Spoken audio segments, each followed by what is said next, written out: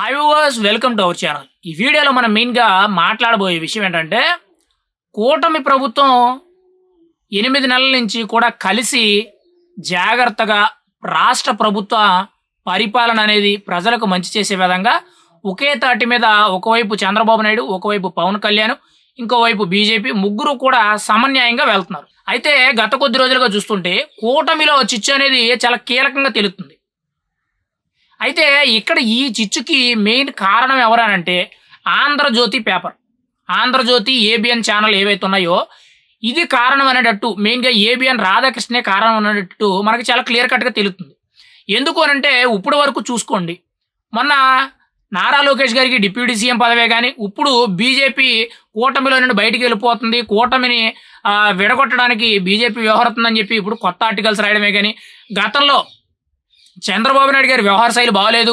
నారా లోకేష్ తండ్రి వెనకాల కొడుకులాగా ఏదో తన కింద బతుకుతున్నాడు తప్పితే సొంతంగా ఎదగలేకపోతున్నాడు అనేటట్టు ఇలా కూటమి నేతలు అంటే ఇటు టీడీపీ కార్యకర్తలే గాని, ఇటు జనసేన కార్యకర్తలే గాని, బీజేపీ కార్యకర్తలు ఎవరైతే ఉన్నారో వీళ్ళ మనోభావాలు దెబ్బతినే విధంగా కొత్త కొత్త ఆర్టికల్స్ అయితే రాస్తున్నాడు.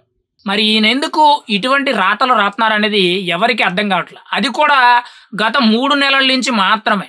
అంతకుముందు బాగానే ఉండేవారు. కానీ గత 3 నెలల నుంచి కూడా కూటమి మీద సపోర్ట్ చేస్తూ, ఒకవైపు వ్యతిరేకిస్తూ కింద చిన్న నిప్పు రవ్వ అనేది పెట్టడం జరుగుతుంది. దానివల్ల ఇటు టీడీపీ కార్యకర్తలకి, జనసేన కార్యకర్తలకి, బీజేపీ కార్యకర్తలకి మధ్య కూడా కొంత గ్యాప్ అనేది వస్తుంది. ఎగ్జాంపుల్‌గా మీకు చూసుకుంటే నారా లోకేష్ గారి డిప్యూటీ సీఎం పదవి అనేది అసలు మొదలుపెట్టిందే ఆయన. ఇప్పుడు దానివల్ల ఎంత డిస్టర్బెన్సెస్ వస్తున్నాయనేది మీకు చాలా క్లియర్ కట్‌గా తెలుసు. అయితే ఇది పక్కన పెడితే ఈ ఏబిఎన్ రాధాకృష్ణ ఎందుకు ఇలాంటి రాతలు రాస్తున్నారని తెలియట్లా. ఇప్పుడు తాజాగా చూసుకుంటే పవన్ కళ్యాణ్ గారు పొత్తులోండి విడిపోతున్నారు. పొత్తులోండి విడిపోయి రాష్ట్ర బీజేపీ అధ్యక్షుడి కింద ఆయన జనసేన పార్టీని బీజేపీలో కలిపేసి రాష్ట్ర పగ్గాలన్నీ కూడా అంటే బీజేపీ పగ్గాలన్నీ కూడా పవన్ కళ్యాణ్ గారు చేపట్టబోతున్నారు. కేంద్రంలో చిరంజీవి గారికి ఇంపార్టెన్స్ ఇస్తూ ఆయనకి కేంద్ర మంత్రి పదవి బీజేపీ కట్టబెడుతుంది.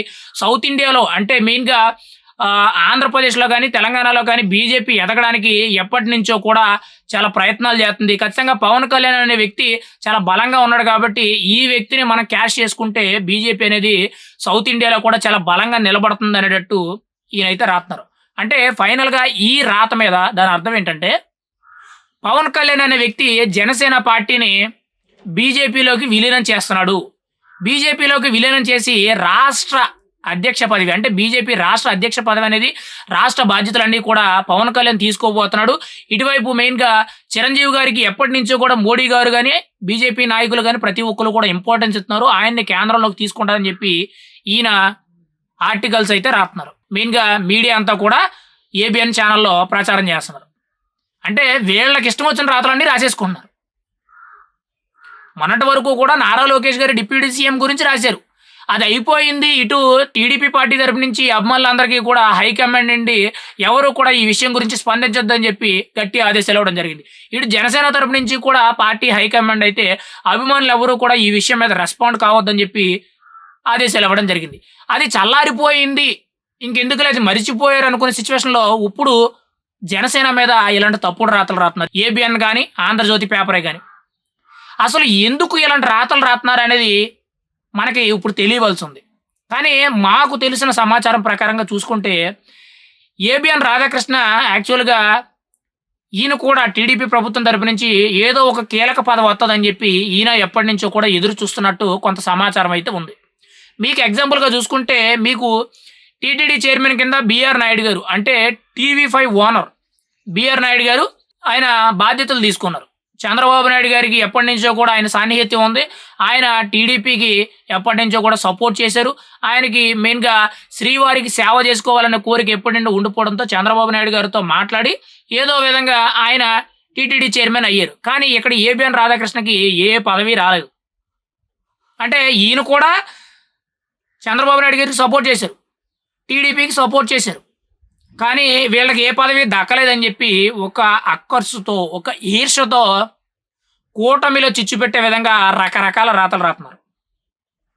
మొన్న కూడా ఈ నెల రోజుల కిందట కీలకంగా చూసుకుంటే చంద్రబాబు నాయుడు గారి వ్యవహార శైలి ఏం బాలేదు, నాగబాబు గారికి మంత్రి పదవి ఇవ్వడంలో చాలా అవాంతరాలు ఉన్నాయని చెప్పి ఏదేదో రాయడం జరిగింది.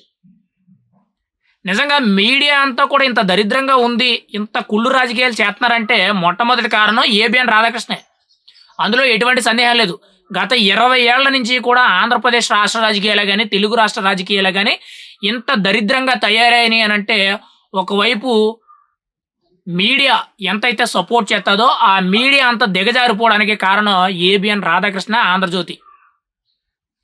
వాళ్ళ యొక్క స్వలాభాల కోసం ఎటువంటి రాతలు రాత్తన్నారు, ఎటువంటి పరిణామాలు చోటు చేసుకుంటున్నాయనేది ఎవరికీ అర్థం కావట్ల. ఇప్పుడు కూటమిలో చిచ్చు పెట్టే విధంగా మళ్ళీ కొత్త అంశాన్ని తెర మీద తీసుకొచ్చారు. పవన్ కళ్యాణ్ బీజేపీ రాష్ట్ర పగ్గాలు చేపడతాడు. చంద్రబాబు నాయుడు నుంచి బీజేపీ, పవన్ కళ్యాణ్ దూరం అయిపోతున్నారు. వీళ్ళు కావాలని ఒక ప్రీ ప్లాన్డ్ గా చేస్తున్నారని చెప్పి ఏవేవో రాతలు రాస్తున్నారు. కూటమిలో అనేది వాళ్ళు బానే ఉన్నారు. కానీ మీడియాను అడ్డం పెట్టుకుని ఏబిఎన్ రాధాకృష్ణ గాని, లేదా ఆంధ్రజ్యోతి పేపర్ గాని ఈ రెండు కూడా చాలా దారుణంగా రాస్తున్నాయి. ఇటు చంద్రబాబు నాయుడు ఒకటే మాట మీద ఉన్నారు, ఇటు పవన్ కళ్యాణ్ ఒకే మాట మీద ఉన్నారు.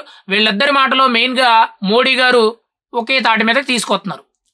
వాళ్ళకి అండర్‌స్టాండింగ్ బానే ఉంది. 3 పార్టీలు బానే ఉన్నాయి. సీట్లలో బానే సర్దుబాట్లు చేసుకున్నారు. పదవుల్లో బానే సర్దుబాటు చేసుకున్నారు. ప్రభుత్వ పరిపాలనలో కూడా అన్ని విధాలుగా చాలా సమంగా ఉండే విధంగా వాళ్ళు నిర్ణయాలు తీసుకుంటున్నారు. కానీ ఏబిఎన్ రాతలు మాత్రం ఎవ్వరికీ అర్థం కావట్ల. వీళ్ళ ముగ్గురికి కూడా చిచ్చు పెట్టే విధంగా ఏబిఎన్ రాధాకృష్ణ అయితే రాతలు రాస్తున్నారు. గత 2 రోజుల నుంచి కూడా ఇప్పుడు మళ్ళీ ఇది కొత్త చర్చ తెర మీదకొచ్చింది. మరీ దారుణంగా ఈ రాతలనేవి చాలా ఇష్టానుసారంగా కూటమిలో చిచ్చు పెట్టే విధంగా ఏబిఎన్ఏ కానీ, ఆంధ్రజ్యోతి కానీ చాలా దారుణంగా రాస్తున్నాయని మనమైతే చెప్పుకోవచ్చు. ఏదేమైనా కానీ ఆంధ్రజ్యోతి, ఏబిఎన్ అనేవి మీడియా పరంగా ఎంత నీచానికి దిగజారుతాయని చెప్పుకోవడానికి ఇదొక ఉదాహరణ. మీకు ఇప్పుడే కాదు, గతంలో పవన్ కళ్యాణ్ ఎప్పుడైతే టీడీపీని వ్యతిరేకించి పొత్తులో నుండి బయటకొచ్చేసారో, అప్పుడు పవన్ కళ్యాణ్ మీద ఇష్టానుసారమైన రాతలు రాయడం, పవన్ కళ్యాణ్‌ని ఇష్టానుసారంగా తిట్టించడం, ఇవన్నీ కూడా ఏబిఎన్ రాధాకృష్ణ ఆడించిన ఆటలే. అనకూడదు గానీ మీడియా ముసుగులో ఉన్న ఒక గజ దొంగ లాంటివాడు ఏబిఎన్ రాధాకృష్ణ. అంత దరిద్రంగా ఈరోజు జనసేన పార్టీ మీదే గాని, బీజేపీ మీదే గాని, టీడీపీ నుంచి వేరు చేయడానికి ఇష్టానుసారమైన రాతలు రాస్తున్నారు. ఎందుకు అనంటే ఆయనకి టీడీపీ తరపు నుంచే గాని, రాష్ట్ర ప్రభుత్వం తరపు నుంచి ఎటువంటి పదవులనేవి దక్కలేదు.